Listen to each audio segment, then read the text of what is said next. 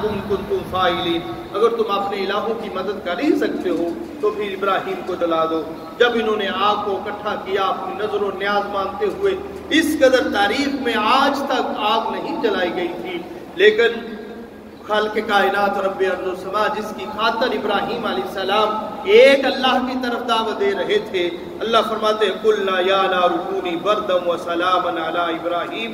پھر ہم نے آگ کو حکم دیا، آگ تیرا کام جلانا ہے، لیکن وہ جلانے کی قوت وہ ہم ہی پیدا کرتے ہیں، ہمارے حکم سے ہی تو آگ کسی کو جلا سکتی ہے. یہ حکم بھی اللہ کا ہے، لیکن آج تمہیں حکم یہ ہے بردم و سلام علی ابراہیم، تیرا کام تو جلانا ہے، لیکن ہمارا حکم یہ ہے کہ ابراہیم کو جلانا نہیں بلکہ ابراہیم کے لیے ٹھنڈی ہو جا، ٹھنڈی ہی نہیں بلکہ سلامتی والی ہو جا. وَأَرَادُوا بِهِ كَيْدًا فَجَعَلْنَاهُمُ الْأَخْسَرِينَ. اب ابراہیم علیہ السلام کو جب اللہ اکبر آگ میں پھینکنے جانے والا تھا، محدثین و مفسرین نے تفصیل کے ساتھ اس کو ذکر کیا ہے. ابراہیم علیہ السلام کی زبان پہ ایک ہی جملہ ہے، حسبنا اللہ نعم الوکیل. میرے لیے اللہ ہی کافی ہے. جس اللہ کی توحید کی میں دعوت دے رہا ہوں وہ صرف وہی میرے لیے کافی ہے اور وہی کافی رہا. جب ابراہیم علیہ السلام کو دیکھا کہ آگ نے ذرہ برابر بھی نہیں چھوا، مس تک نہیں کیا، بلکہ سلامتی کے ساتھ ابراہیم علیہ السلام کے لیے وہ سلامتی والی اور ٹھنڈی بن گئی. یہ اللہ کی طرف سے ابراہیم علیہ السلام کو یہ معجزہ عطا کیا گیا اور یہ اعزاز، اور اللہ کے نے اپنے بندے کے لیے وہ کر گزارا جس کے بارے میں لوگ کہہ رہے تھے کہ ہم آگ میں جلا کے راہ کر دیں گے، لیکن اللہ کی قدرت تھی، اللہ کی مدد اور اللہ کی نصرت تھی. خالق کائنات رب ارض و سما نے دوسرے انبیاء اور رسول کا تذکرہ کیا ہے. وَأَيُّوبَ إِذْ نَادَىٰ رَبَّهُ أَنِّي مَسَّنِيَ الضُّرُّ وَأَنتَ أَرْحَمُ الرَّاحِمِينَ. حضرت ایوب علیہ السلام کہ جب ان کو مصیبت، پریشانی، بیماری آئی، اور بیماری کا یہ عرصہ وہ 1-2 سال نہیں بلکہ 18 سال کی لمبی مدت تک بیماری میں مبتلا رہے. فاستجبنا له فكشفنا ما به من ضر وآتيناه أهله ومثلهم معه رحمة من عندنا وذكرى للعابدين. اللہ فرماتے ہیں پھر ہم نے ان کی دعا کو قبول کیا، ہم نے اس بیماری کو دور کر دیا، بلکہ اس کی نسبت سے اور زیادہ نعمتوں سے مالا مال کر دیا. وإسماعیل وإدریس وذوالکفل کل من الصابرین. یہ اسماعیل علیہ السلام، ادریس اور ذوالکفل یہ سارے صبر کرنے والے تھے. اور خالق کائنات فرماتے وَظَنُّونَ إِذْ ذَهَبَ مُغَاضِبًا. حضرت یونس علیہ السلام کا وہ مچھلی والے کا واقعہ رب کائنات بیان فرماتے ہیں. پھر جب انہوں نے پکار لیا فنادا فی الظلمات، ایک اندھیرا نہیں، اندھیرے در اندھیرے تھے. مچھلی کے پیٹ کا اندھیرا تھا، پانیوں کی تہوں کا اندھیرا تھا، رات کی تاریکیوں کا اندھیرا تھا. ان اندھیروں میں جب یونس علیہ السلام نے اس اللہ کو پکارا، لا الہ الا انت سبحانک انی کنت من الظالمین، اللہ میں ہی ظلم کرنے والا ہوں، مجھ سے ہی غلطی ہوئی ہے، تیرے علاوہ کوئی الہ نہیں ہے. فاستجبنا له ونجیناہ من الغم وکذالک ننجی المؤمنین. اللہ فرماتے ہیں ہم نے اپنے یونس کی دعا کو سنا اور اس کو نجات دی، غموں سے نجات دی. وکذالک ننجی المؤمنین، اسی طرح ہم مومنوں کو بھی غموں سے نجات دیتے ہیں. اور اللہ کے نبی صلی اللہ علیہ وسلم کے احادیث سے بھی یہ بات ہے کہ جب تمہیں پریشانی کوئی غم آئے تو اسی دعا کو پڑھا کرو، لا الہ الا انت سبحانک انی کنت من الظالمین. اللہ تیرے علاوہ کوئی الہ نہیں ہے، تو پاک ہے، میں ہی ظلم کرنے والا ہوں، گناہ مجھ سے ہی سرزد ہوئے ہیں، میں نے ہی زیادتی کی ہے. اللہ پھر اس دعا کی برکت کی وجہ سے تمہارے غموں کو بھی دور کر دے گا، تمہاری دعا کو بھی قبول فرمائے گا. وما ارسلناک الا رحمۃ للعالمین. اللہ فرماتے ہیں اے نبی ہم نے آپ کو ساری انسانیت کے لیے، سارے جہانوں کے لیے رحمت للعالمین بنا کر بھیجا ہے. اور یہ عظمت، یہ شان، یہ رفعت، یہ مقام صرف اور صرف آخری نبی محمد الرسول اللہ صلی اللہ علیہ وسلم ہے جن کو رحمت للعالمین بنا کر بھیجا گیا ہے. آگے سورۃ الحج کا آغاز ہوتا ہے.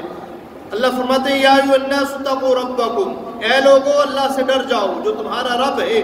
ان زلزلۃ الساعۃ شیء عظیم، یقیناً قیامت کا زلزلہ وہ بڑی چیز ہے.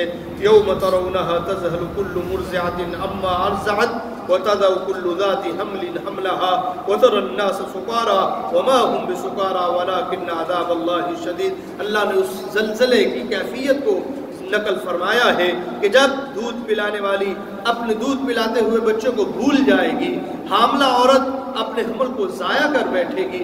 آپ دیکھیں گے لوگ مدہوش نظر آ رہے ہیں، ایسی مدہوشی میں پڑے ہوئے ہیں، حالانکہ یہ نشے کی حالت میں ہیں، لیکن نشے کی وجہ سے نہیں بلکہ اس عذاب کی وجہ سے ہے، اس زلزلے کی وجہ سے ہے.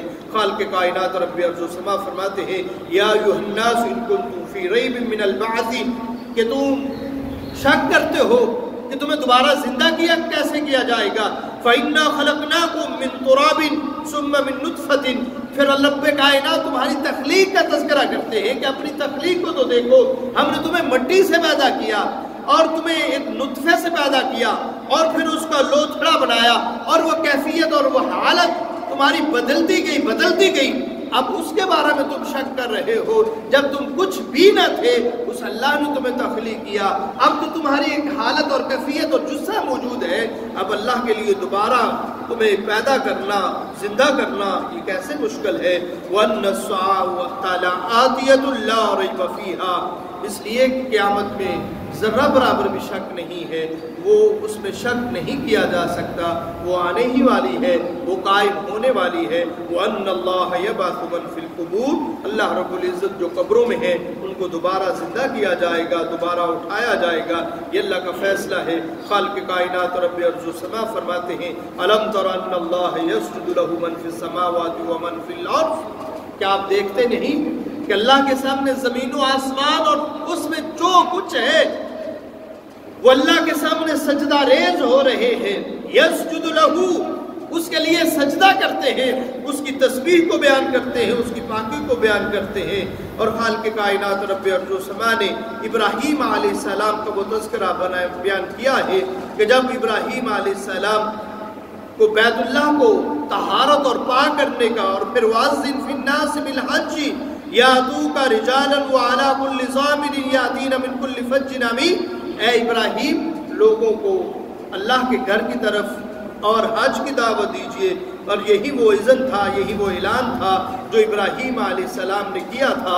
خالق کائنات رب ارض و سما اس پارے کے اختتام کی طرف فرماتے ہیں لَن يَنَالَ اللَّهَ لُحُومُهَا وَلَا دِمَاؤُهَا وَلَكِن يَنَالُهُ التَّقْوَىٰ مِنكُمْ. اللہ کو تمہارے قربانی کے جانوروں کے خون اور ان کے جسم کی کوئی ضرورت نہیں ہے، تمہارے جانوروں کے خون اور گوشت کی ضرورت نہیں ہے. وَلَكِن يَنَالُهُ التَّقْوَىٰ مِنكُمْ. لیکن اللہ تمہارے دلوں کی حالت کو دیکھنا چاہتے ہیں کہ تمہارے دلوں میں تقویٰ کتنا ہے، لہیت کتنی ہے، پرہیزگاری کتنی ہے، خوف کتنا ہے. اور یہی مقصود ہے، ساری عبادات کا مقصود اور ماحصل وہ تقویٰ ہے. اگر تقویٰ ہے تو پھر وہ تمہاری عبادت اللہ کے ہاں قابل قبول ہے. اگر وہ تقویٰ نہیں ہے پھر یہی وہ عبادت، یہی اعمال وہ ضائع اور برباد ہو جاتے ہیں جب تمہارے دلوں میں تقویٰ موجود نہ ہو.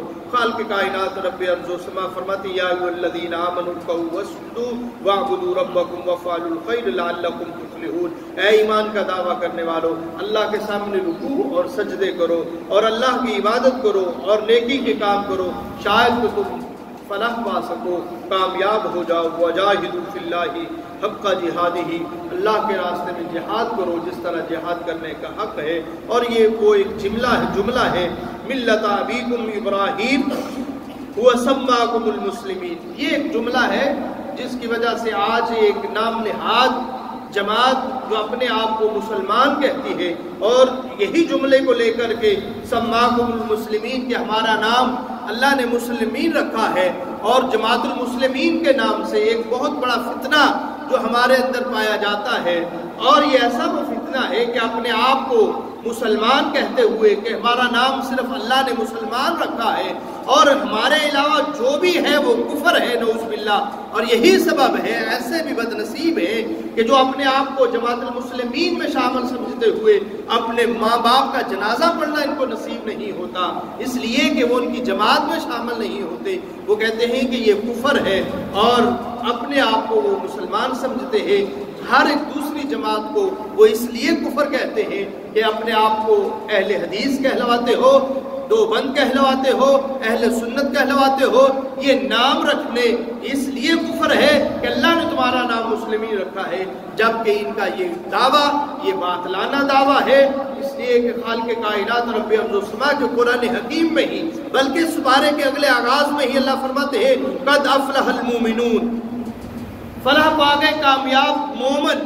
اب مومنوں کے لیے کامیابی ہے تو مسلمان کہلوانا اور یہ دعویٰ کرنا کہ صرف نام مسلمان ہے اور مسلمان کے علاوہ جو بھی نام ہے وہ کفر ہے اور وہ کفر اس دار اسلام سے خارج ہے، یہ وہ ایک فتنہ ہے جو ہمارے اندر پایا جاتا ہے، موجود ہے۔ اللہ ہمیں اس سے محفوظ فرمائے، اللہ تعالیٰ ہمیں قرآن و سنت کے مطابق اور ان آیات کو سمجھنے کی صحیح معنوں میں توفیق عطا فرمائے۔ وما علیہ الا البلاغ۔ رات ہمارے